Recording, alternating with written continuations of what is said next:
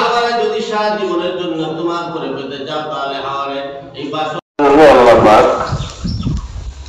বান্দাবান্দিকে হাজারো লক্ষ লক্ষ কোটি কোটি একটা রাস্তা আল্লাহ দিচ্ছেন যে বান্দাবান্দিরা এদেরকে মাফ করতে হলে আমার কারণ কি? কারণ হলো এই বান্দাবান্দিকে জাহান্নামে নেওয়ার জন্য ইবলিস আমাদের প্রতিটা মানুষের পেছনে লাগিয়ে দিয়েছে। প্রত্যেকটা মানুষের সাথে ইবলিস আছে এবং জিন আছে, সেই জিনটার নাম হলো কারিম জিন। এই কারিম জিন প্রতিটা মানুষের সাথে থাকে না। এই কারিম জিন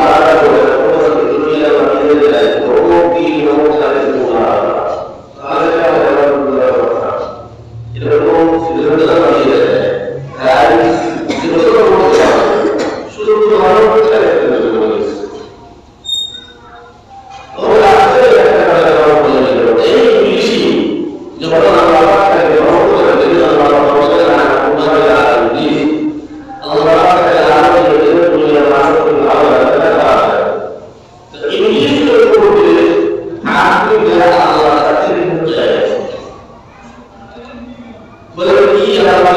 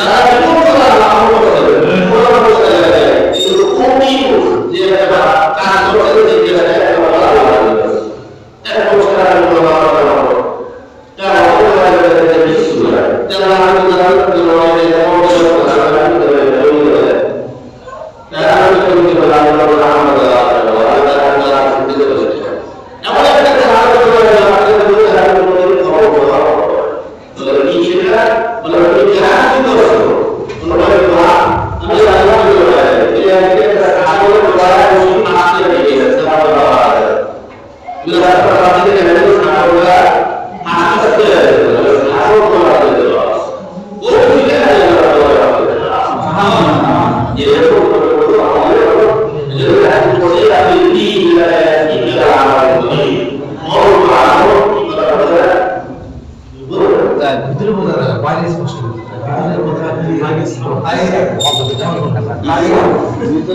এজন্য যে আপনার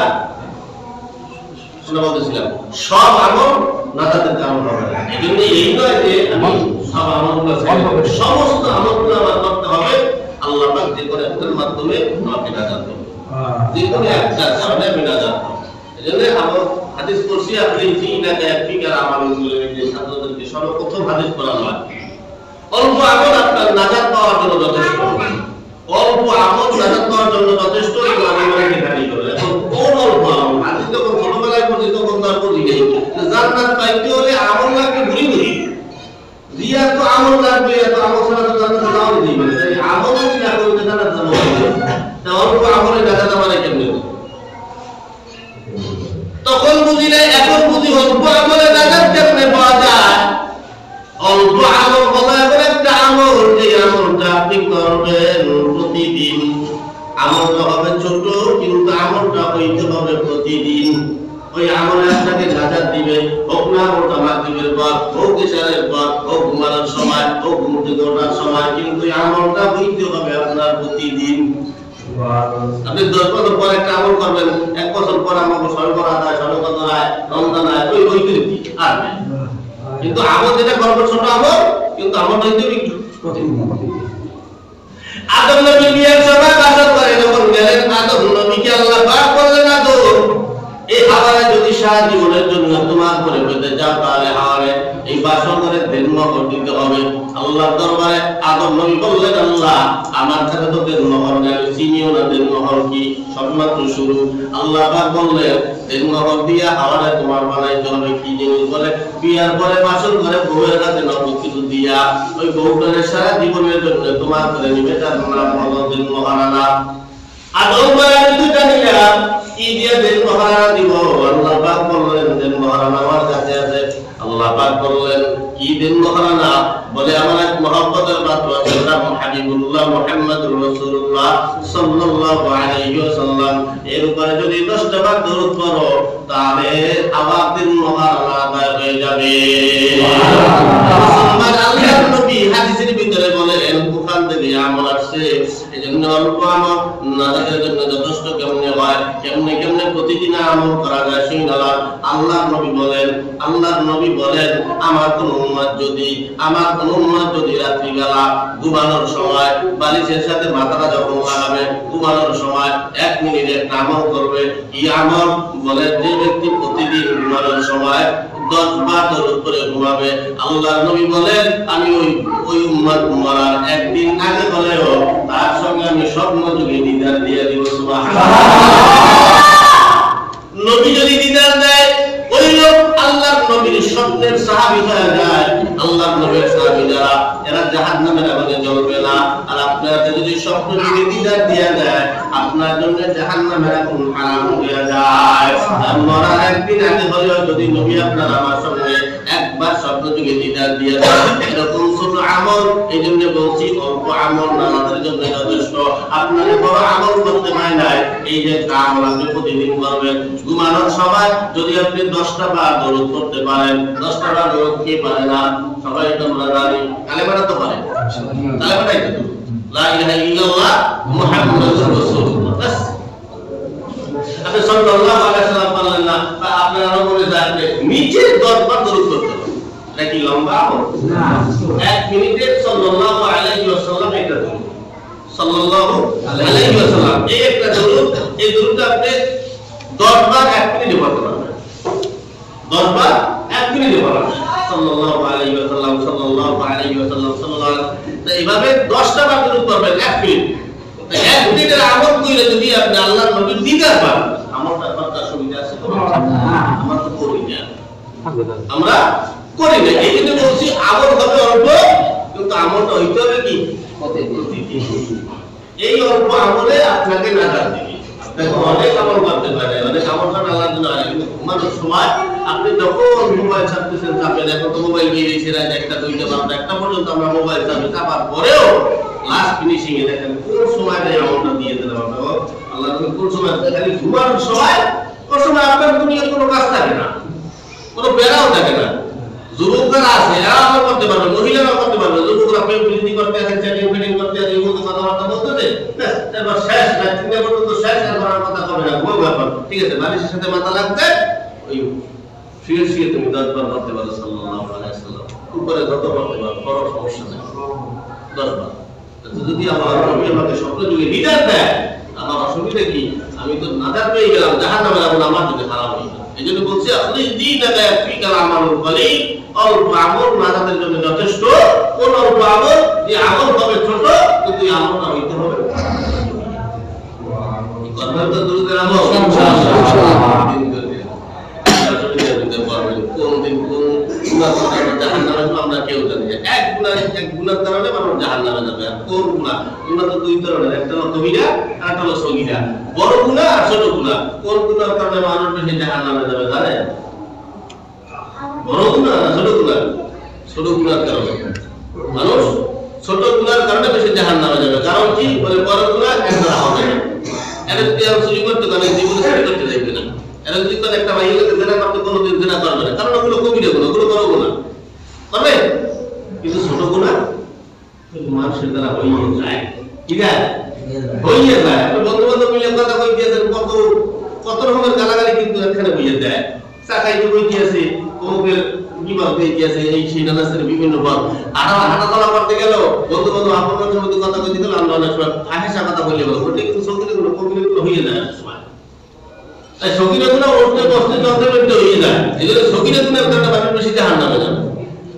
এই জন্য আল্লাহ পাক নিচেতে বান্দা তোমাদেরকে এই দুই ধরনের গুনাহ দিলাম, এই দুই ধরনের গুনাহ থেকে আমি আল্লাহ একটা ভাগ নেব, যেই ভাগটা তোমরা যত গুনাহ করবে আমি আল্লাহ তোমাকে মাফ করে দেব। সুবহানাল্লাহ। গুনাহটা যত করবে আমি মাফ করে দেব। সেই ভাগটা আল্লাহ পাক কবিরা দিয়ে দেয়, আল্লাহ পাক সগীরা গুনাহ ভাগ নিছে। কারণ বান্দা বান্দির দ্বারা কবিরা গুনাহ কম হবে। এক সাপ কয় ধরনের? জাতি সাপ একটাই তো নাকি? এই জাতি সাপ ছোট আর বড়। আচ্ছা, বড় জাতি সাপে কামড় দিলে মানুষ মারা যায়, আর ছোটটায় কামড় দিলে মানুষ বাঁচতে যায়, মারা যায়। ছোট জাতি সাপে যদি আপনারা কামড় দেন বাঁচবে না, বড়টায় মারা যায়। তাই কি মনে করেন সগীরা গুনাহ? হ্যাঁ, এটা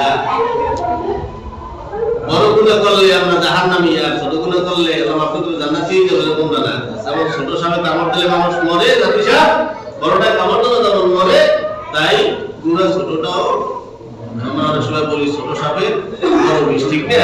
এই জন্য মনে রাখবেন কথাগুলো। সগীরা গুনাহের কারণে কিন্তু মানুষ বেশি জাহান্নামে যাবে, তাই এই গুনাহগুলো আমাদের দ্বারা হয়ে যায়। এই গুনাহ থেকে আমরা হেফাজতে থাকবো, কত সম্ভব আমরা আস্তে আস্তে আমলের দিকে আগাবো। আমল কি? ওই ছোট ছোট আমলগুলা আজকে এখান থেকে একটা আমল নিয়ে যাবেন প্রতিদিন।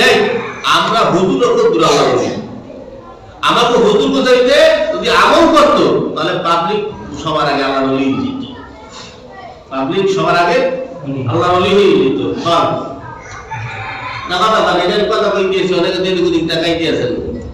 একজন একটু বলেন যে হুজুর এই পর্যন্ত আমার ঘরের দিকে বহুত দোয়া করছি, একটা জুমার থেকে একটা আমল আমি নিয়ে আমি করছি, কর একটা লোক আমি জুমার মসজিদ থেকে হুজুরের মুখ থেকে শুনে আমি বাড়িতে গিয়ে আমলটা চালু করছি।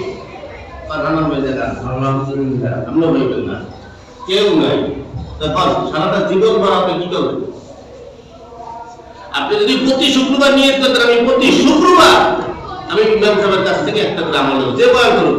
আজকে আমি আলোচনা করছি, আপনি দিন আগে বিকাল আমল করে অল্প আমল নিয়ে, ঠিক না? অল্প আমলের ভিতরে আমি একটা আমল দিচ্ছি কি? দুরুদের আমল। দুরুদের আমল আপনি যেহেতু আপনি করতে পারবেন, কোনো প্রবলেম নেই। আবার সামনে শুক্রবার মাথা পিতার আলোচনা করলাম, এরপরে শুক্রবার আমি পর্দা নিয়ে আলোচনা করলাম, এরপর নামাজের আলোচনা করলাম, জান্নাতের আলোচনা করলাম। প্রত্যেকটা সময় এক একটা আমল হবে। এই আমলের বয়ানটা যখন হবে, আমলটা আপনি দেখে নিয়ে যান যে ঠিক আছে এই আমলটা আমি করবো। রোববার যদি আপনি করতে পারতেন তাহলে হুজুর আগে আপনি বলতে করি না। জানার নাম কামিয়াব না, মানার নাম কি? জানি মানি না, এর কোনো দাম নেই। জানতে হবে, মানতে হবে। এজন্য সবাই ব্যস্ত। আমরা যে আলোচনাটুকু করলাম, তোমার মসজিদ তো আলোচনা তো করা যায় না, অত বোঝানো যায় না। আমি ঢাকাতে নামাজ পড়ি, ওই এক সচিবের মসজিদ মাদ্রাসা ছিল, সূর্যীয় কাটা কাটা একটা মনে আসতো, কাটা কাটা ওয়াজ করতাম সবাই। কাটা কাটা কিছু আমল দিয়ে যেতাম, বুঝাইতাম, ওরা বললে এগুলো করতো, এগুলো হয়। তাই একটা মানুষ বৃদ্ধ হয়ে গেছে, তাই তারি নেই, বুঝ নেই, আমলের কোনো উল্লেখ নাই। যদি আমল যাওয়া যায়, একটা যুবকরা অনলাইন কাজ চলতেছে, এলাকার ভিতরে অনলাইন কাজ করতেছে, এদেরকে লইয়া এদেরকে একটু আমল দেওয়া, এগুলা ভালো কাজ, সমাজে থাকে। তাদের একটা দায়িত্ব এলাকার যুবকদেরকে নিয়ে এই পুরো এলাকার ভিতরে একটা শান্তির লেজ ঢুকেই দেওয়া, ঠিক না? তাহলে এলাকার ভিতরে শান্তি আছে, শান্তি বিরাজ করে আপনার এলাকায় যদি একটা পরিবেশ হয়, সুন্দর একটা পরিবেশ হয়, তিনি একটা পরিবেশ, আমি উদাহরণটা করছিলাম না, তখন একটা পরিবেশ আপনারা করলেন, তখন বিয়ের অনুষ্ঠানে আপনারা করলেন, বা এলাকার সমস্ত যুবকরা 5 ওয়াক্ত নামাজে মসজিদ ভরপুর হয়ে যায়, পুরো এলাকার যুবক যারা আছে, ছোট যারা আছে, সবাই মসজিদের ভিতরে আসে। এখন আপনার বাড়িতে যদি কোথাও থেকে একজন মেহমান আসে, অনেক দূরের থেকে আপনার কোনো মেহমান আসছে বাড়িতে, আসার পরে এখন আপনার মসজিদে আসার পরে যদি এই একটা পরিবেশ দেখে, তাহলে তাদের মনের ভিতরে একটু শান্তি লাগবে, ভালো লাগবে, তার মনে মনে একটা কল্পনা থাকবে যে আমার এলাকায় যদি এরকম একটা পরিবেশ করা যায়, তাহলে সেও গিয়ে এই পরিবেশটা দেখে ওখানে গিয়ে একটা পরিবেশ করার চেষ্টা করবে। পরিবেশ গড়া, পরিবেশ মতো চলা। আল্লাহ পাক যে আলোচনাগুলো করলাম, অল্প আমলে আমরা রাজাত পাবো, কোন অল্প আমল হবে ছোট, কিন্তু আমলটা হইতে হবে প্রতিদিন আমরা করবো। জিকির করে আমরা তো সবাই মানি না, সবাই মানি, তার সকাল সন্ধ্যা জিকির দিয়ে দিতে, সবাই তো করে না। অনেক জায়গায় 1 লাখ হইলো, কত নষ্ট করে দেখে 1 লাখ চালাই দিয়েছে, এইগুলো না আপনার তো কোনো কাজ